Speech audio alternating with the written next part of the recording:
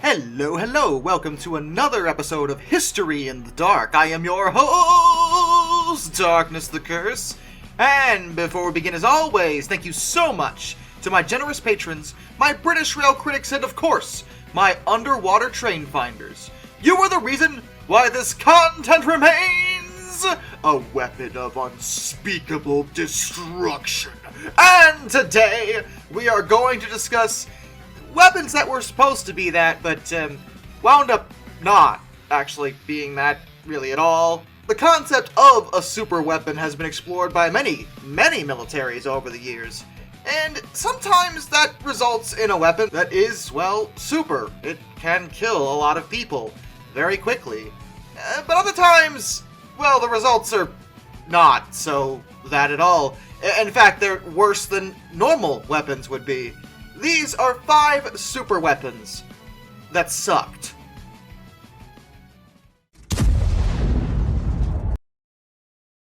The T28 Super Heavy Tank.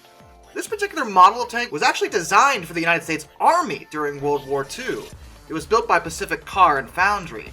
It never actually saw combat though, and only 2 were built for testing purposes. Some of you may be wondering, what in the world is a super heavy tank? What makes it so super and heavy? Well, for one thing, they are heavy, but a super heavy tank is kind of a loose term that used to describe a tank-type vehicle that is just way larger and heavier than contemporary vehicles of the same time period.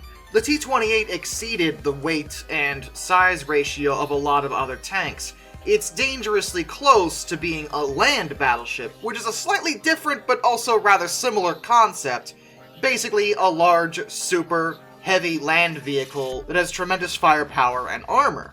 The problem with super heavy tanks in general, as well as land battleships, is that you can only make a land vehicle so heavy before it just kind of stops moving. You get to the point where you're trying to move a literal building, and it's not that efficient. On the water, you can make ships that are absolutely enormous, and they can move, sometimes quite fast. And even in the air, many planes can get really large. Trains too can be very large, very heavy, and move at decent speeds. But moving across land, on regular terrain where there's no rails or even no roads, as the tank sometimes has to go off-road, things get a lot more complicated. Many of these designs were underpowered, and believe me, the T-28 was. The notion of it getting over obstacles was something that was a serious concern. Even with double treads on both sides of it, it was still way too heavy, at 86.2 metric tons. It could only go 8 miles per hour, and that was on level ground. Actually getting it over any kind of obstacle was a serious question, and even the gun wasn't actually that good. Well, let me rephrase. The gun itself was fine. It was a 105mm T5E1 gun, and had 62 rounds. That was a pretty powerful gun, but it wasn't mounted in a turret in the T-28. This is a casemate mount, and it wasn't able to rotate at all. They couldn't even move the gun that much. It could only move up and down between 19.5 degrees and -5 degrees, and it could only move from 10 degrees to the right to 11 degrees to the left of the center line. So if they weren't actually facing the enemy, actually shooting back was a bit of a tall order. That being said, they would have been difficult to destroy, as they were very heavily armored, but their underpowered nature means they would never be able to go anywhere. And even by the time they were actually considering deploying them, the war was also almost over, and many of the design features were obsolete.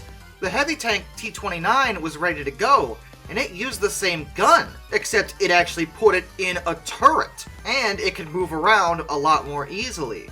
The T-30 also had a larger caliber gun and a more powerful engine. Also, it had the gun in a turret. Long story short, the T-28, as cool as it may have looked in terms of being a big, beefy vehicle of destruction, in reality, it would have been next to useless just because it wouldn't be able to move enough. Believe it or not, one actually did survive into preservation. The last prototype was discovered abandoned in a field at Fort Belvoir in Virginia in 1974. It was camouflaged in the middle of some bushes, and the people that found it weren't actually sure how long it had been there. It's the only remaining example of these things, and it wound up being given to the Patton Museum of Cavalry and Armor in Kentucky. Then later in 2011, It was shipped to Fort Benning in Georgia, and it was placed at the new Patton Park, where it still resides to this day.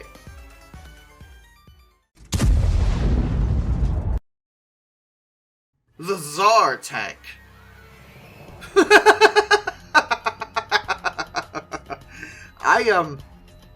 Honestly, if the official name of this thing wasn't Tank, I wouldn't even be willing to call that a tank. I mean, is that a tank? What am I looking at?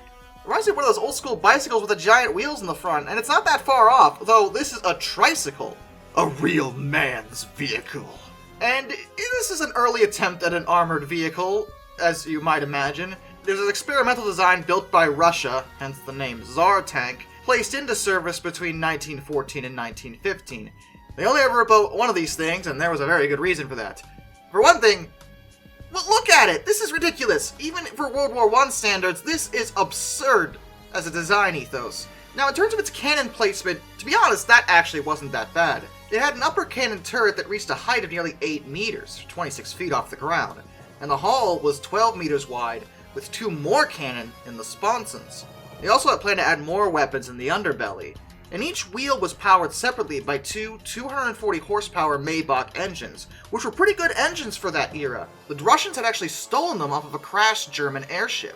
The problems with the design are somewhat obvious. Even though Tsar Nicholas II actually thought it looked great, he was very impressed by the design.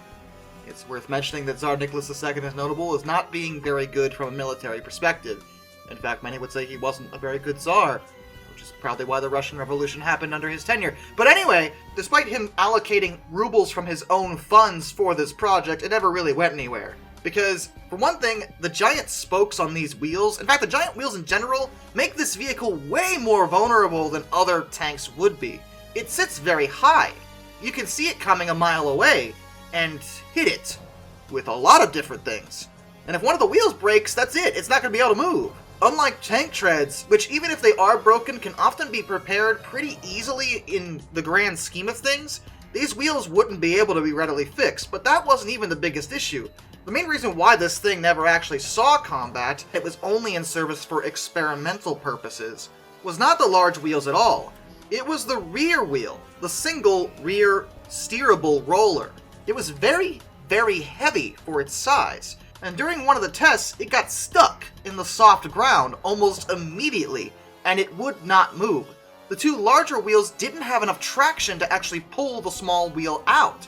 And it said they managed to pull it out a few times, but every time they went to test it again, it kept doing that exact same thing. The rear wheel kept getting stuck. The project was officially cancelled in September of 1915, but the developers, Stechkin and Mikulin, tried to develop a new engine for the vehicle. This attempt was unsuccessful, as were many attempts to move the Tsar Tank out of the testing area. It was stuck, permanently, for a long time. It remained guarded, though, until 1917, which is when the Russian Revolution finally broke out. The vehicle sat there for 6 years rusting away, until 1923, when it was finally broken up for scrap.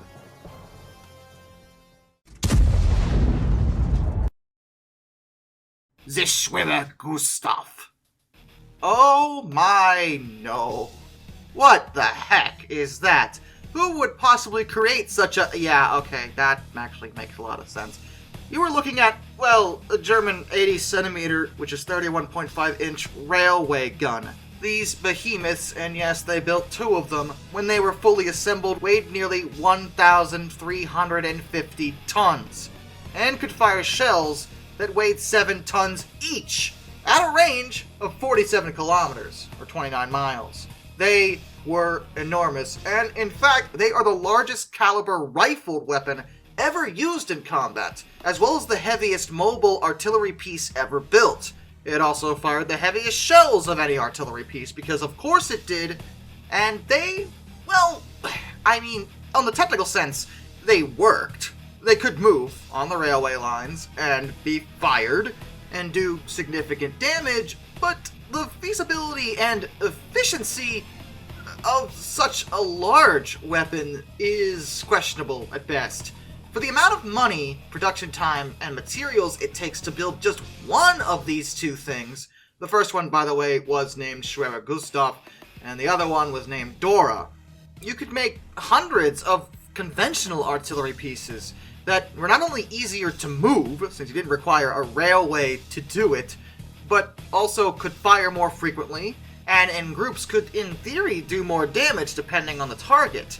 The Gustavs were only good for destroying very specific, very heavily fortified pieces of defensive infrastructure, and even in that instance, it would arguably be better to attempt to capture such a well-built structure rather than completely obliterating it with a giant supergun. Because of the difficulty of actually moving these blasted things, they weren't used very often, with Gustav himself seeing a far more action than Dora did. Dora actually may not have ever been fired at all. Sources aren't clear on that. They only say she was ready to fire on Stalingrad on the 13th of September 1942, but it's not known if she ever actually did. When the Germans had to start retreating, they took Dora with them. As a result, the guns are seen as kind of a waste. Again, for the amount of effort it took to build just one of these things, you could build a ton of conventional artillery that were much easier to utilize just in general. They may be big, impressive, and scary, but that was all they were really good for. Oh, did I mention they required 2 sets of parallel railway lines to actually move? No, not just 1 set, 2 sets. Yeah, that was a problem too.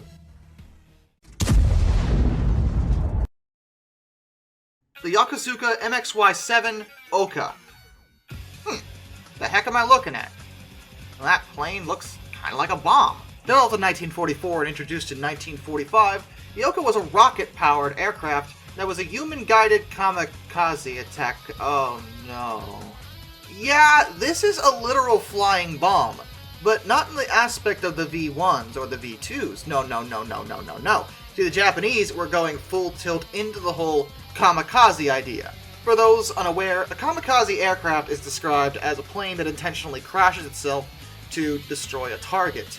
During the end of World War II, the Japanese began doing this actually very frequently, with many pilots being enlisted for the specific sole purpose of flying their planes, often fully loaded with bombs, directly into enemy vehicles, killing themselves but hopefully doing more damage to the enemy. A ton of different Allied warships were victims to kamikaze attacks, but the effectiveness of such a style, beyond the horrific psychological implications, are debatable.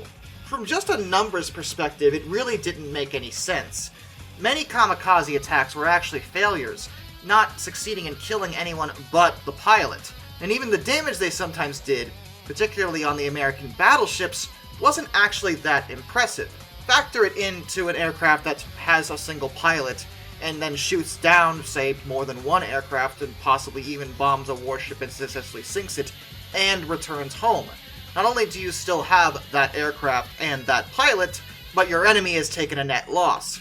In a kamikaze situation, you're guaranteed to lose a pilot and an aircraft, and you may not even be doing that much damage in the grand scheme of things. But the Ohka was specifically designed to be a kamikaze aircraft. It was a literal flying bomb.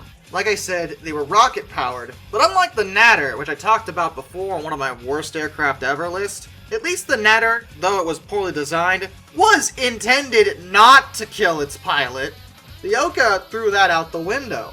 It was meant to be a parasite aircraft and launched by a much larger bomber, as the rocket propellant ran out very quickly, limiting the Ohka's range. These were actually deployed in the Battle of Okinawa, and the Ohkas were able to sink or damage many escort vessels and transport ships, but they never actually sank any major warships with the things.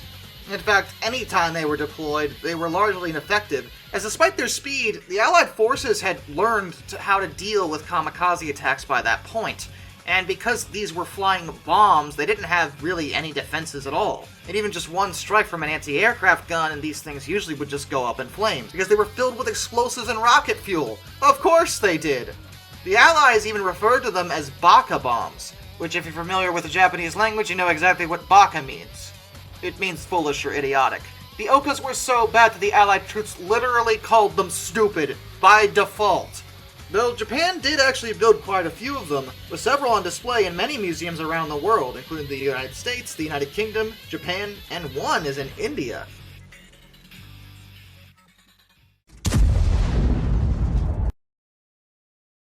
The Ferdinand tank, later called the Elefant tank. I thought about putting the Ferdinand on my worst tanks ever list if I ever made a sequel to that, but it's such an extreme case that I just feel like I should put it here because in some ways it could be regarded as a super weapon, given its overall power output was generally colossal because of its gun. However, the actual design of these things is legendarily bad. It was horrible, arguably one of the worst tanks ever built. The year is 1942, right in the middle of World War II.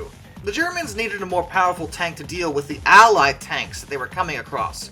A lot of the tanks the Germans were using were pretty good, but so were the Allies' tanks. The German armed forces needed something more powerful, something that could actually go toe-to-toe with the Allies, and possibly be even better than theirs. So the government held a competition between two major designers for a new heavy tank for their armed forces. Porsche and Henschel were the manufacturers involved in the competition. The Ferdinand was Porsche's design, and they went a bit overboard with the whole heavy aspect of the tank, as this thing was 60 tons, and it was powered by two Porsche Type 101 engines. They were V10 air-cooled engines, and were powered by gasoline. That's fine, but they were laid out in kind of a weird way.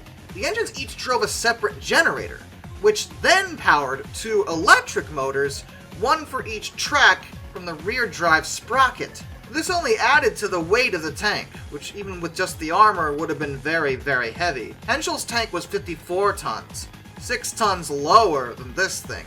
And Porsche's engines also required high-quality copper parts that were difficult to get in that time in Germany.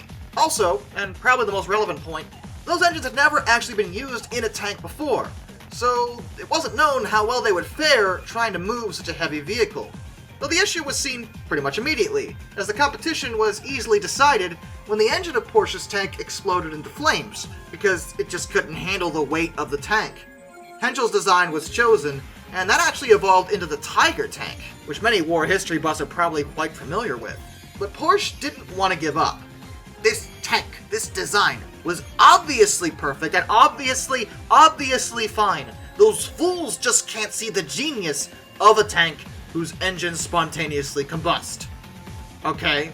Though they may have been a little motivated by the fact that they'd already built 10 of the tanks in anticipation of winning the contest, and then didn't, and built 90 hulls for future tanks. They'd used a lot of raw materials in building tanks that nobody wanted, so they went back to the drawing board and slightly redesigned them. They were repurposed into the Super Heavy Tank Destroyer, the Ferdinand. Oh yeah. This new design used the Pak-43, which was originally a standalone anti-tank gun. Very powerful. This new gun made the tank even heavier, at 65 tons. But if it was even heavier, how did they fix the engine problem? Did they actually replace them? No. Why would they do that? They completely ignored the engine issue. Seriously, they just let it go. Because of this, though the tank was accepted due to its ability to move a very, very powerful gun rather easily, the reality was it actually couldn't do that at all. Most of the engines burst into flames before they ever reached the battlefield, and they were so underpowered that they couldn't even climb a hill. The engines weren't even the only problem. They had gas line fires sometimes, so that was good too. Many of the tanks had to be abandoned and destroyed by their own crews to prevent them being captured. Not that the Allies would have really wanted them anyway, I mean, I wouldn't. But weirdly, they actually did kind of well if they ever did manage to make it to combat, which was very rare, but if they did, the Pak-43 was a really, really, really powerful anti-tank gun. And it was good, genuinely good. And the Ferdinand, for all its flaws, was a stable firing platform. They had a really good kill-to-death ratio, able to do their job as a tank destroyer out of range of enemy tanks. They could take out Allied tanks without suffering any kind of risk themselves. It's just they couldn't move most of the time. Their reliability was horrendous, and tank crews complained about it. Eventually, the tank was upgraded. This version would be known as the Elefant. The upgrades gave it thicker armor, a machine gun, and a commander's cupola. This made them even heavier, at 70 tons. And did they fix the engine? No, of course not. The engine's perfect. I don't know why it's bursting into flame. Obviously, you're doing something wrong. It could have nothing to do with us. Ridiculous. The Elephants were sent back into combat. This time they mostly operated in Italy, which is relevant because they had to contend with very hilly and mountainous terrain, which they couldn't handle. The engines, of course, kept either breaking down or catching fire, which, wonderful. And once again, because of the powerful gun, Those that did manage to see combat did well, but by the time the Battle of Berlin rolled around, only 2 of these stupid things was actually usable. It probably would have been more effective to take the guns off and use them as a regular platform. Adding the engines and the treads meant you had a bunch of other mechanical issues that meant that many of the guns were completely useless. 2 of these tanks are actually preserved though, believe it or not. One of them was captured by the Soviets and is currently displayed in Moscow. Since it was used in the Eastern Front, it's actually a pre-modification Ferdinand. The other was captured by American forces in Italy. That was a post-modification Elefant, and it's currently on display in Georgia. And with that, a special thank you goes out to all my underwater train finders. Thomas Ward, Lord Captain Von Thrust III, Sumdude 267, Orange Glass, Joshua Long, Ohio Trucker 1, Royal Hudson 2860, Lord Hoth 444, Arthur Roy, Benjamin Owens, Panzer Kitsune 131-232, Mr. Black Rose, Master of None, Josh Johnson, Lock Kraken, Twin Fox, Dimeblade 17, and Anzac A1. Till next time, this is Darkness, and a bid you all fond farewell.